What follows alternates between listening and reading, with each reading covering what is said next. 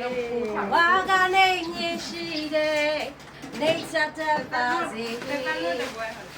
我妈妈说不管你累呀。太高了，对吧？啊，路人问鸟家子嘛，狗也得买叫狗大爷吧。熬夜木叽叽妈妈们呀真你吧。路人过门叫你也没家子那不